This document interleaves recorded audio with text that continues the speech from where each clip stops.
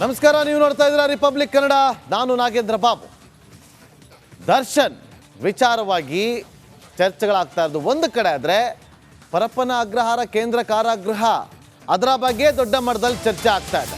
ಹಾಗೆ ನೋಡಿದ್ರೆ ಹೇಳೋದು ಪುರಾಣ, ತಿನ್ನೋದು ಬದನೆಕಾಯಿ ಅಂತಾರಲ್ಲ, ಹಾಗೆ ಆಗ್ತಾ ಇದೆ. ಕಂಪ್ಲೇಂಟ್ ಕೊಡ್ತಾರೆ, ಆ ಕಂಪ್ಲೇಂಟಲ್ಲಿ ಹೇಳ್ತಾರೆ ನಾವೆಲ್ಲ ರೂಲ್ಸ್ ಫಾಲೋ ಮಾಡ್ತಾ ಇದೀವಿ, ಆದರೆ ರೂಲ್ಸ್ ಬ್ರೇಕ್ ಆಗಿದೆ ಅಂತೇಳಿ. ಇಷ್ಟಿಷ್ಟುದ್ದ ರೂಲ್ಸ್ ಫಾಲೋ ಮಾಡ್ತಾ ಇದ್ವಿ ಅಂತ ಹೇಳ್ಕೊಳ್ತಾರೆ, ಆದರೆ ಅದೇ ಬ್ರೇಕ್ ಆಗ್ತಾ ಇದೆ. ಕಂಪ್ಲೇಂಟ್ ಕಾಪಿನಾಗಿದೆ, ಅದು ಕೊಡೋಂಗಿಲ್ಲ, ಎಲ್ಲವೂ ಕೂಡ ರದ್ದಾಗಿದೆ ಅಂತೇಳಿ. ಆದರೆ ಕೈಗೆ ಹೋಗಿದ್ದ ಹೇಗೆ? ಅದೇ ಹೇಳಿದ್ದು, ಹೇಳೋದು ಪುರಾಣ, ಮಾಡೋದು ಬದನೆಕಾಯಿ ಅಂತಾರಲ್ಲ, ಹಾಗಾಗಿದೆ. ತಿನ್ನೋದು ಬದನೆಕಾಯಿ ಅದೇ ರೀತಿಯಾಗಿ ಆಗಿರುವಂಥದ್ದು. ಈಗ ಕಾರ್ಯವೈಖರಿ ಮ್ಯಾನ್ಯಲ್, ಜೈಲ್ ಮ್ಯಾನ್ಯಲಲ್ಲಿ ಎಲ್ಲವೂ ಕೂಡ ಇದೆ, ಆದರೆ ಆ ಮ್ಯಾನ್ಯಲ್ ಅದೇ ರೀತಿಯಾಗಿ ಫಾಲೋ ಆಗ್ತಾ ಇದೆಯಾ, ಇಲ್ಲ ಅನ್ನೋದೇ ಈಗಿರುವಂಥ ವಿಚಾರ. ಈ ಪ್ರಶ್ನೆ ಯಾಕೆ ಉದ್ಭವ ಆಗಿದೆ ಅಂತಂದರೆ, ಜೈಲು ಅಧಿಕಾರಿಗಳೇ ಕೊಟ್ಟಿರುವಂಥ ದೂರಿನಲ್ಲಿರುವಂಥ ವಿಚಾರ. ಜೈಲು ಅಧಿಕಾರಿಗಳೇ ಕಂಪ್ಲೇಂಟ್ ಕೊಟ್ಟು ನೋಡಿ. ಈಗ 3 FIR ಆಗಿದೆ. ಟೇಬಲ್ ಮೇಲೆ, ಕುರ್ಚಿ ಮೇಲೆ ಕುಳಿತುಕೊಂಡು, ಕೈನಲ್ಲಿ ಮಗ್ಗಿಡ್ಕೊಂಡು, ಕೈನಲ್ಲಿ ಸಿಗರೇಟ್ ಹಿಡ್ಕೊಂಡಿದ್ರೆ ಕೈನಾಗಿರೋದು ಸಿಗರೇಟ್ ಅಂತ ಗೊತ್ತು, ಆದರೆ ಮಗ್ಗಲ್ಲಿ ಏನಿದೆ ಅಂತ ನಮಗೆ ಗೊತ್ತಿಲ್ಲ. ಇದೆಲ್ಲ ಹೇಗೆ ಬಂತು ಅಂತೇಳಿ ಒಂದು FIR ಆಗಿದೆ. ಮತ್ತೊಂದು ಕಡೆ ರೌಡಿಗಳ ಜೊತೆ ಕಾಂಟ್ಯಾಕ್ಟ್, ಬೇರೆ ಬೇರೆ ವಿಚಾರಗಳು, ಇದೆಲ್ಲ ಒಟ್ಟು 3 FIRಗಳು ದಾಖಲಾಗಿರುವಂಥದ್ದು. ಆ 3 FIRನ ಪ್ರತಿಯನ್ನು ಗಮನಿಸಿದಾಗ ಈ ಅನುಮಾನ ಮೂಡಿದ್ದು. ಮತ್ತಷ್ಟು ಮಾಹಿತಿಯನ್ನು ಕೊಡೋದಕ್ಕೆ ನಮ್ಮ ಸೀನಿಯರ್ ಕ್ರೈಮ್ ರಿಪೋರ್ಟರ್ ಸುನಿಲ್ ಈಗ ಲೈವ್ನಲ್ಲಿ ಜಾಯ್ನ್ ಆಗಿದ್ದಾರೆ. ಸುನಿಲ್, ರೂಲ್ಸ್ ಇದೆ, ರೂಲ್ಸ್ ಫಾಲೋ ಮಾಡ್ತೀವಿ ಅಂತ ಹೇಳ್ತಾರೆ, ಆದರೆ ಅದು ರೂಲ್ಸ್ ಫಾಲೋ ಆಗಲ್ಲ. ಆ ಜಿಸ್ಟನ್ನು ನಾವು ಗಮನಿಸಿದ್ವಿ, FIR ಕಾಪಿ ಜಿಸ್ಟನ್ನು, ಅದರಲ್ಲಿ ಹೇಳಿದ್ದಾರೆ ಎಲ್ಲವೂ ಕೂಡ ರದ್ದಾಗಿದೆ ಅಂತೇಳಿ. ಆದರೆ ಇಲ್ಲಿ ಹೇಗೆ ಬರುತ್ತೆ ಸುನಿಲ್, ಹೇಗೆ ತನಿಖೆ ಆಗುತ್ತೆ ಈಗ?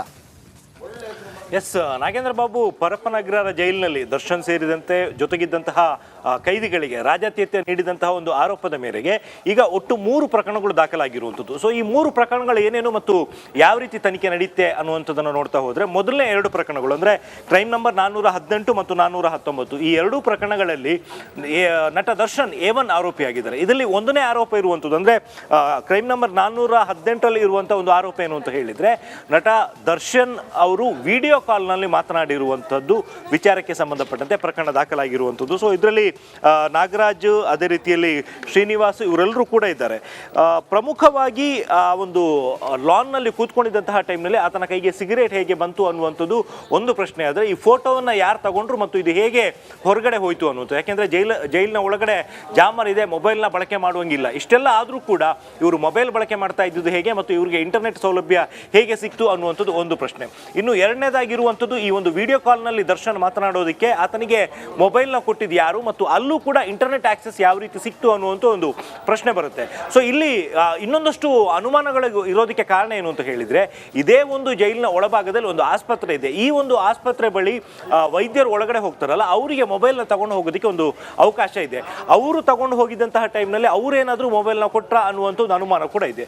ಇನ್ನು ಮೂರನೇದಾಗಿ ಇರುವಂತಹ ಮತ್ತೊಂದು FIR ಅಂತ ಹೇಳಿದರೆ, ಇದು CCB ಅಧಿಕಾರಿಗಳು ದಾಳಿ ಮಾಡಿದಂತಹ ದಿನ 24ನೇ ತಾರೀಕು, ಅದರ ಹಿಂದಿನ ದಿನ ರಾತ್ರಿ ಅಂದರೆ 23ನೇ ತಾರೀಕು ರಾತ್ರಿ ಜೈಲಿನ ಒಳಗಡೆಯಿಂದ ಕೆಲವೊಂದು ವಸ್ತುಗಳನ್ನು ಹೊರಗಡೆ ತಗೊಂಡು ಹೋಗಲಾಗಿದೆ ಅನ್ನುವಂಥ ಒಂದು ಆರೋಪ ಇರುವಂಥದ್ದು. ಇದು ನಿಜಕ್ಕೂ ಕೂಡ ಹಾಸ್ಯಾಸ್ಪದ ಅನ್ಸುತ್ತೆ. ಯಾಕೆಂತ ಹೇಳಿದರೆ 24ನೇ ತಾರೀಕು ಈ CCB ಅಧಿಕಾರಿಗಳು ಪರಪ್ಪನಗ್ರಹಾರ ಜೈಲಿನ ಮೇಲ್ಗಡೆ ದಾಳಿ ಮಾಡಬೇಕು ಅನ್ನುವಂಥ ಪ್ಲಾನ್ ಮಾಡ್ಕೊಂಡಿದ್ದು ಹಿಂದಿನ ದಿನ ರಾತ್ರಿನೇ ಲೀಕ್ ಆಗಿದೆ. ಅಂದರೆ ಎಷ್ಟರ ಮಟ್ಟಿಗೆ ಕಾನ್ಫಿಡೆನ್ಷಿಯಲ್ ಆಗಿ CCB ಅಧಿಕಾರಿಗಳು ಈ ಒಂದು ಮೀಟಿಂಗ್ನ ಮಾಡಿದ್ದಾರೆ ಮತ್ತು ನಾಳೆ ದಾಳಿ ಮಾಡಬೇಕು ಅನ್ನುವಂಥದ್ರ ಬಗ್ಗೆ ಪ್ಲಾನ್ ಮಾಡಿದ್ರು ಅನ್ನುವಂಥದ್ದು ಸ್ಪಷ್ಟವಾಗಿ ಗೊತ್ತಾಗುತ್ತೆ. ಮತ್ತು ಇದರಲ್ಲಿ 3 ಜನ ಜೈಲಿನ ಸಿಬ್ಬಂದಿ ಕೂಡ ಇನ್ವಾಲ್ವ್ ಆಗಿದ್ದಾರೆ ಅನ್ನುವಂಥದ್ದು ಒಂದು FIR ನಲ್ಲಿ ಉಲ್ಲೇಖ ಆಗಿರುವಂಥದ್ದು. ಸೊ ಈಗ ಪ್ರಕರಣದ ತನಿಖೆಯನ್ನು ಒಟ್ಟು 3 ಜನ ತನಿಖಾಧಿಕಾರಿಗಳಿಗೆ ವಹಿಸಲಾಗಿದೆ. ಅದರಲ್ಲಿ 2 ಪ್ರಕರಣಗಳಿಗೆ ಸಂಬಂಧಪಟ್ಟಂತೆ ಇವತ್ತು ಬೆಳಗ್ಗೆ 11 ಗಂಟೆಗೆ ತನಿಖಾಧಿಕಾರಿಗಳು ಪರಪ್ಪನಗ್ರಹಾರ ಜೈಲಿಗೆ ಹೋಗ್ತಾರೆ. ಅಲ್ಲಿ ನಟ ದರ್ಶನ್ ಸೇರಿದಂತೆ ವಿಲ್ಸನ್ ಗಾರ್ಡನ್ ನಾಗ ಇವರೆಲ್ಲರನ್ನು ಕೂಡ ವಿಚಾರಣೆಗೊಳಪಡಿಸ್ತಾರೆ. ಒಂದು ವೇಳೆ ಅವರು ವಿಚಾರಣೆಗೆ ಸ್ಪಂದಿಸಿದ್ರೆ ಓಕೆ, ಇಲ್ಲ ಅಂತಾದ್ರೆ ಮುಂದಿನ ದಿನಗಳಲ್ಲಿ ಕೋರ್ಟ್ನ ಅನುಮತಿ ಪಡ್ಕೊಂಡು ಅವ್ರನ್ನ ಕಸ್ಟಡಿ ಪಡ್ಕೊಂಡು ವಿಚಾರಣೆ ನಡೆಸುವಂತ ಸಾಧ್ಯತೆ ಇದೆ. ಮತ್ತೊಂದು ಪ್ರಕರಣ, ಜೈಲಿನಿಂದ ವಸ್ತುಗಳನ್ನು ಹೊರಗಡೆ ತಗೊಂಡು ಹೋಗಿದ್ದಕ್ಕೆ ಸಂಬಂಧಪಟ್ಟಂತೆ ಎಲೆಕ್ಟ್ರಾನಿಕ್ ಸಿಟಿ ACP ಅವರ ನೇತೃತ್ವದಲ್ಲಿ ತನಿಖೆ ಆಗುತ್ತೆ. ಸೊ ಆ ಸಂದರ್ಭದಲ್ಲಿ CCTV ಫುಟೇಜ್ಗಳನ್ನು ಚೆಕ್ ಮಾಡಿ ಯಾರ್ಯಾರು ಇದರಲ್ಲಿ ಇನ್ವಾಲ್ವ್ ಆಗಿದ್ದಾರೆ ಅನ್ನೋದಕ್ಕೆ ಸಂಬಂಧಪಟ್ಟಂತೆ ತನಿಖೆ ನಡೆಯುತ್ತೆ. ನಾಗೇಂದ್ರ, ಸುನಿಲ್ ಹಾಗೆ ಸಂಪರ್ಕದಲ್ಲೇ ರೀ.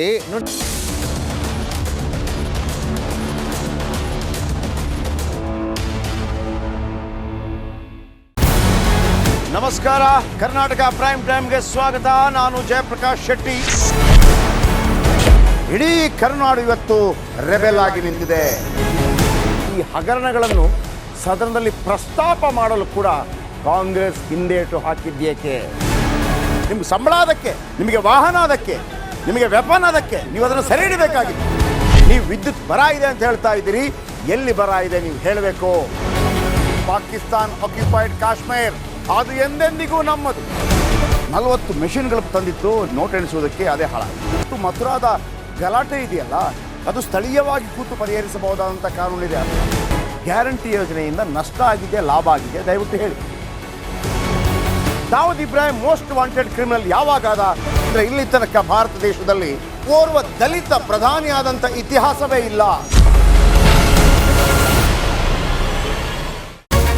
ರಿಪಬ್ಲಿಕ್ ವರ್ಲ್ಡ್ ಆಪ್ ಇದು ಕೇವಲ ಅಪ್ಲಿಕೇಶನ್ ಅಲ್ಲ, ಸಮಗ್ರ ಸುದ್ದಿಗಳ ಸಂಪರ್ಕ ಮಾರ್ಗಕ್ಕೆ ಕ್ರಾಂತಿಕಾರಿ ಬದಲಾವಣೆ.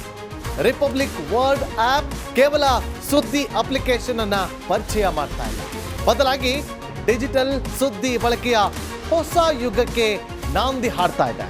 ಇದೊಂದು ಬ್ರೇಕಿಂಗ್ ನ್ಯೂಸ್, ಪ್ರಭಾವಶಾಲಿ ಕಾರ್ಯಕ್ರಮಗಳಿಗೆ ಗಟ್ಟಿಯಾದ ವೇದಿಕೆ.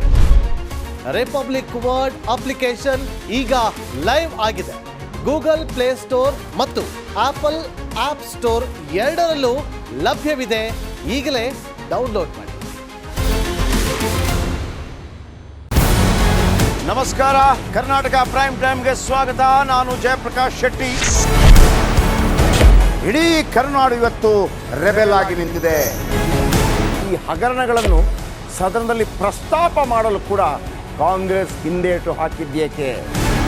ನಿಮ್ಗೆ ಸಂಬಳ ಅದಕ್ಕೆ, ನಿಮಗೆ ವಾಹನ ಅದಕ್ಕೆ, ನಿಮಗೆ ವೆಪನ್ ಅದಕ್ಕೆ, ನೀವು ಅದನ್ನು ಸೆರೆ ಹಿಡಿಬೇಕಾಗಿತ್ತು. ನೀವು ವಿದ್ಯುತ್ ಬರ ಇದೆ ಅಂತ ಹೇಳ್ತಾ ಇದ್ದೀರಿ, ಎಲ್ಲಿ ಬರ ಇದೆ ನೀವು ಹೇಳಬೇಕು. ಪಾಕಿಸ್ತಾನ್ ಆಕ್ಯುಪೈಡ್ ಕಾಶ್ಮೀರ್ ಅದು ಎಂದೆಂದಿಗೂ ನಮ್ಮದು. 40 ಮೆಷಿನ್ಗಳು ತಂದಿತ್ತು ನೋಟ್ ಎಣಿಸುವುದಕ್ಕೆ, ಅದೇ ಹಾಳಾಯಿತು. ಮಥುರಾದ ಗಲಾಟೆ ಇದೆಯಲ್ಲ, ಅದು ಸ್ಥಳೀಯವಾಗಿ ಕೂತು ಪರಿಹರಿಸಬಹುದಾದಂಥ ಕಾನೂನಿದೆ. ಗ್ಯಾರಂಟಿ ಯೋಜನೆಯಿಂದ ನಷ್ಟ ಆಗಿದೆ, ಲಾಭ ಆಗಿದೆ, ದಯವಿಟ್ಟು ಹೇಳಿ. Dawood Ibrahim most wanted criminal ಯಾವಾಗಾದ ಅಂದರೆ ಇಲ್ಲಿ ತನಕ ಭಾರತ ದೇಶದಲ್ಲಿ ಓರ್ವ ದಲಿತ ಪ್ರಧಾನಿಯಾದಂಥ ಇತಿಹಾಸವೇ ಇಲ್ಲ. ರಿಪಬ್ಲಿಕ್ ವರ್ಲ್ಡ್ ಆಪ್ ಇದು ಕೇವಲ ಅಪ್ಲಿಕೇಶನ್ ಅಲ್ಲ, ಸಮಗ್ರ ಸುದ್ದಿಗಳ ಸಂಪರ್ಕ ಮಾರ್ಗಕ್ಕೆ ಕ್ರಾಂತಿಕಾರಿ ಬದಲಾವಣೆ. ರಿಪಬ್ಲಿಕ್ ವರ್ಲ್ಡ್ ಆಪ್ ಕೇವಲ ಸುದ್ದಿ ಅಪ್ಲಿಕೇಶನ್ ಅನ್ನ ಪರಿಚಯ ಮಾಡ್ತಾ ಇಲ್ಲ, ಬದಲಾಗಿ ಡಿಜಿಟಲ್ ಸುದ್ದಿ ಬಳಕೆಯ ಹೊಸ ಯುಗಕ್ಕೆ ನಾಂದಿ ಹಾಡ್ತಾ ಇದೆ. ಇದೊಂದು ಬ್ರೇಕಿಂಗ್ ನ್ಯೂಸ್, ಪ್ರಭಾವಶಾಲಿ ಕಾರ್ಯಕ್ರಮಗಳಿಗೆ ಗಟ್ಟಿಯಾದ ವೇದಿಕೆ.